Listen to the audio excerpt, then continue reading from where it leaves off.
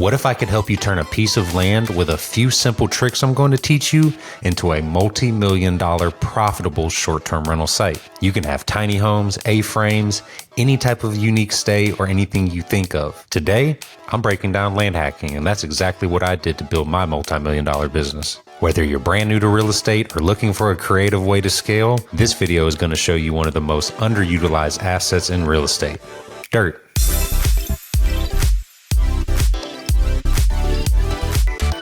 Hi everyone, my name is Garrett Brown. I'm a glamping and short-term rental investor from Houston, Texas.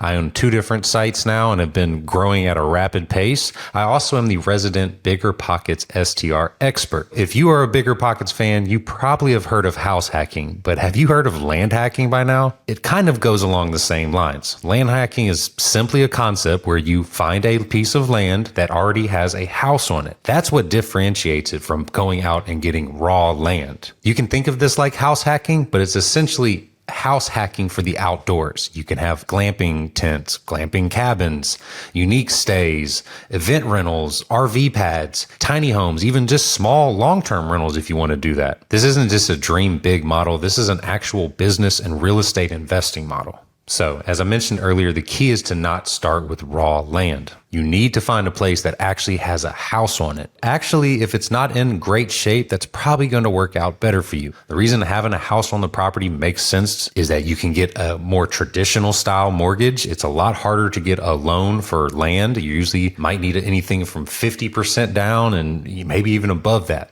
With a land hacking model, I personally used an owner-occupied loan that only required 5% down. That money I save instead of having to put 20, 25% down is what helped me build my first cabin. You have to live in the property for a year technically because this is an owner-occupied loan. So that is where the sacrifice comes in to get that benefit. But these also traditionally have lower interest rates than an investor loan. The other major key about having a house on the property already is that you probably have the utilities already on site. Utilities are one of the biggest and most headache experiencing things you'll do in real estate construction. And if you have the utilities already on site or readily available, it's going to make everything cheaper and make everything easier to get permitted. If the house you get on the property too needs some work, that's how you can almost add some instant equity to the property while you live in it. You can do a live and flip for a year, work on that inside of that house some, get it up, and then possibly build your first cabin on the back of the property. If you're feeling good about where you're at, I typically would maybe wait till a couple more cabins, depending where your cash flow is and how much you have in your budget. Then you can refinance that property, and the equity that you built in your live and flip and in your tiny home that is permitted is going to bring more value back to you. So you hopefully can get some of that cash back. It's kind of like a BRRRR stir, for a lack of better words here. So you buy, rehab, rent, refinance. No. I don't know where the short-term rental of the BRRRR stir yeah, I don't know. I'll work on that. But it's essentially the same model. So a lot of pieces of land that will be in the middle of nowhere will seem extremely attractive to people because they're probably cheaper, but you run into so many problems and it takes a lot of cash up front to bring utilities to the property. If you're able to wrap up whatever utilities you can within the mortgage, that's going to save you money while you're trying to build this investment and business up. And you'll also get a fixed 30-year loan, so you'll know what you're going to be paying besides insurance and taxes over the next 30 years to come. A big thing to note here, though, is if a house is already on some acreage, there's a chance you might be in an area that is zoned residential still, depending on what market and what area you are in. This is a big key to know because if your property is zoned residential and you're trying to do all this, you're probably going to get some pushback from your county as you start trying to maybe permit some things. Everything's a little different. The best type of property to find, though, is unrestricted land. This could be, a lot of times, farmland is this, anything extremely rural, that word's so hard, rural, and doesn't have an HOA, it's probably looking good though. But this is when you work with an investor-friendly real estate agent. You can find them at biggerpockets.com. This is when you work with somebody that knows the area and understands the zoning or can figure out the zoning. Not all of your realtors are going to be able to see a piece of property and know what zoning for that particular spot is, but a good one should know exactly how to find that information for you. So what type of income streams can you even have on this type of property? Well, I mentioned cabins as well, but you can put up glamping tents, you can put up geodomes. There's a lot of options. I personally put up a geodome, my first one that I did, and I love it, and it's done amazing for me. Cost a pretty good penny, about $100K once I brought utilities to the site.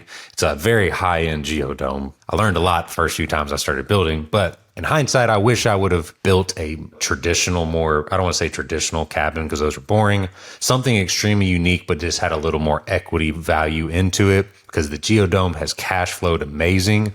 But from an equity standpoint, if I ever wanted to try to refinance this property at some point, it wasn't going to add much to it. If I sell it as a business model with assets attached to it, it could definitely help in that perspective. But I only am planning on building hard-sided construction from now on. I'm not doing any tents or soft-sided ones. They're cheap, they're easy to get into, but you're going to end up spending a lot more money than you'd think with those types of things. You're going to struggle to keep the guest satisfaction as high as you want. I'm not against them fully. I have some friends that have built out amazing sites and are very profitable with their land hacking strategies with soft-sided tents because they're a little cheaper to get into. But if you're watching this, you're probably thinking long-term real estate investments, and I would advise you to look into something that has a little more equity value, something more stick-built, but work with an architect in your area that can help you design something amazing, but still will add the equity value you're looking for, I say.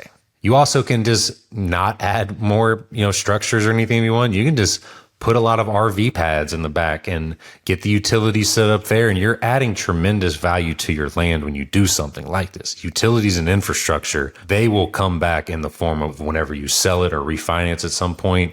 This is going to be an amazing business venture to attach onto your land while you're living in the front and building this all up and building. You could take a $500,000 property from there and turn it into a couple $1,000,000 by putting RV pads in the right site and understanding that you're getting into a business at the same time. Even in my first land hacking site, my most profitable unit on there is a mirror house, tiny home. It cost about $129,000 to put on the property. It was prefab made in a factory actually, but it goes so viral and does so well. We make about $115,000 in gross revenue average every year. We've had it for about 2 years now. This kind of shows you that the unique stays will definitely have their appeal, but you don't want to just find any piece of land anywhere and expect it to actually work. You need to use my 60-30-10 rule that is tremendously powerful in figuring out if a market has a chance to actually prevail. The 60 stands for 60 minutes from a major metro hub. I'm an hour from Houston, Texas, but I'm also a couple hours from Austin, Texas and Dallas, Texas,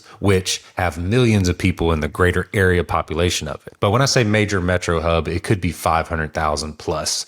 Obviously, the bigger, the better in this kind of capacity. Or if you have a couple cities around you, then that's even more perfect. The 30 is 30 minutes from some type of major attraction. It could be state, regional, national is amazing as well. Something though that people come to that area for just besides the stay. Because this means you'll be able to get an influx of people that are still wanting to come to the area. And if they came to just stay on your property, you'll have some cool things that they can go do to really enhance their guest experience and enjoy what is provided around. If it's just a house in the middle of nowhere and there's nothing nearby, they're not going to have the desire to really come back or tell people about it. And when you're following this rule, you're probably going to end up in a pretty good market just going off of that. Use something like Price Labs or Mashvisor or AirDNA to look into that exact market to get a little better idea. Those numbers won't necessarily be the end all because AirDNA said my first tiny cabin was going to make $20,000, the geodome,